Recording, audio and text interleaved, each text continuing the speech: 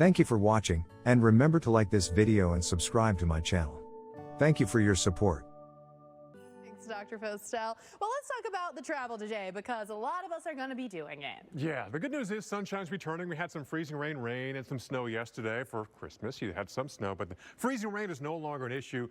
We are kicking off some of the snow coming downwind from the Great Lakes, though, today. Let's look at tomorrow, though, because that is going to be a bit of a different story as our next system begins to build in. We've got the rain from Detroit through Charleston, up and through Pittsburgh, and where you see the pink, could be a little bit of icing issues tomorrow. Many here in the Northeast thinking, hey, where's the warmth?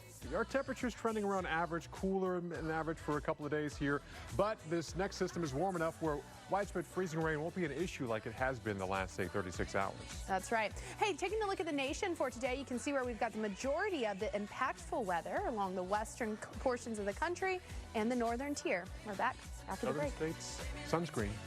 Shivering just thinking about it. I'm also shivering thinking about everyone that's going to be dealing with the crowds as you're flying for your holiday travel. Of course, after Christmas, you get that travel, everyone going home, but then you have people trying to head out to their New Year's destinations as well. So when you couple the two different winter storms that we're going to be dealing with over the next 48 hours and the new resurgence of the pandemic rearing its head, you're really seeing some of those delays bubbling up. Right now, we've got a yellow bubble in Seattle, and that tells me that we've got some pretty significant delays there. The weather has been impacting those West Coast airports, and we are expecting more delays as we move through the day for cities like Minneapolis, Seattle. Again, not expecting that to get any better as we're going to continue to see that weather impacting you there. Chicago, New York, you should be just fine. Same thing in Atlanta, and that is the good news. Now, I did mention that one place we could have some delays. That's Minneapolis. So we have our own Justin Michaels. He's at MSP and seeing just all of those people trying to,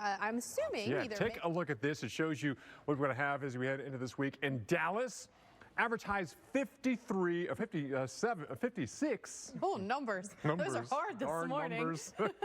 81 today.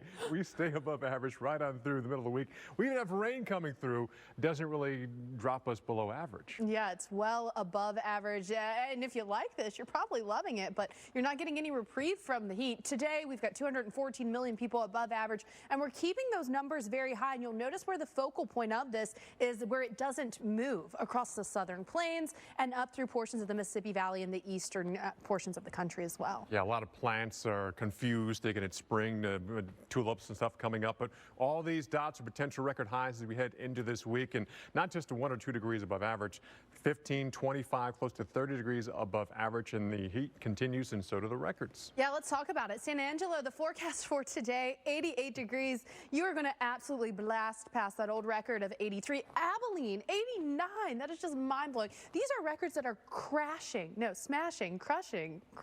Statistically significant when you blow the records that was set maybe, 16 years ago by 8 degrees. That means something in terms of the energy this time of the year. Well, with just a week left to go in 2021, we're starting to look forward to 2022. Yes, we are. And the question is, what can we expect in 2022? We want the terms and conditions before we get to it.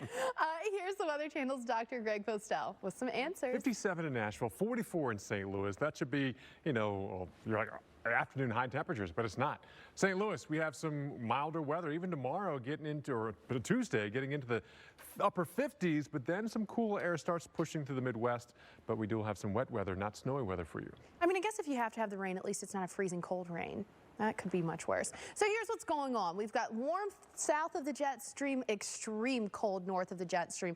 Also south of the jet stream, increasing moisture. All of that comes together, and that equates to our stormy pattern. Right. Our western storm system's coming through, bringing snow well to the north, but also working on that moisture, giving us a lot of wet weather and mild weather as well. And the cold air takes a while. It might be until next week before we see the cooler air comes through, but the warmer air could give us thunderstorms, though. That's right. And some of those thunderstorms could pack a little bit of a punch. You see it here everywhere shaded in red from Jackson up through Birmingham. You could have some gusty winds there, maybe a little bit of hail as well. Birmingham, look at these temperatures. Overnight low Tuesday night into Wednesday morning, 67 degrees. Well, here in late March, oh no, it's late December. This is crazy temperatures here, but you get crazy weather. Showers and thunderstorms, severe weather definitely is a possibility. And we're going to push that into the southeast as well. You're thinking, oh, the rain, temperatures across Charlotte, Columbia, Atlanta should be coming down to the 40s and 50s. No, they're still in the 60s and 70s, even with the rain coming through the middle and latter part of this week. Yeah, we've got that rain. It's going to continue to fill in as that frontal boundary makes its way south and eastward. For a place like, say, Nashville, you're going to have that chance for thunderstorms for Tuesday night, rain on Wednesday, rain Wednesday night as well. So it's going to be a bit of a soggy, but at least warm time. If you like the warm weather, enjoy it. Next week, different story, Felicia. So it's a rough go for people trying to get out there, trying to travel, perhaps trying to enjoy the new year, or perhaps even trying to get home. You know, you've had your string of warmth and quiet weather, and now you're getting it back to back. It's time to pay. It's in the doldrums. We're in that doldrumy time between between Christmas and New Year's anyways, so hopefully everyone can just kind of hang out in the doldrums and stay at home. I know that's not happening for a lot of us, so I know a lot of us have been doing that holiday travel, and that could be kind of problematic. Let's take a look at Fargo, where you've got that snow coming down as we move through the day today, overnight tonight. Snow and wind. That means we're going to have those winds gusting maybe upwards of 45 miles an hour. We've got winter storm warnings in place across the northern tier. Monday, still some of that snow falling and windy conditions. And by Monday night, yeah, as you're waking up Tuesday morning, it's going to be a nice balmy -6 degrees. And then throw in the wind, and it's going to feel even colder than that. So let's time this out for you for Fargo and Grand Forks. You can see that snow shield lifting up north of the 94 corridor as we head through this afternoon and evening. Valley City, you guys are going to have those flakes flying. As Paul mentioned, when you get the wind coming with this snow, even if you're not expecting copious amounts of snow coming down, the wind is going to reduce that visibility and make for treacherous travel.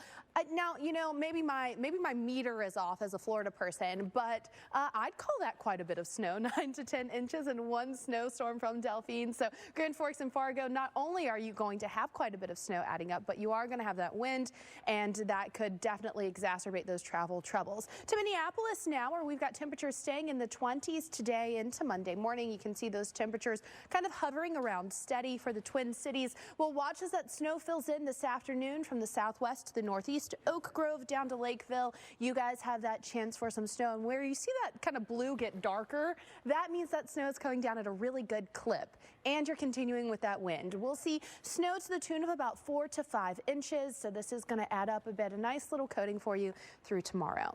Now, Delphine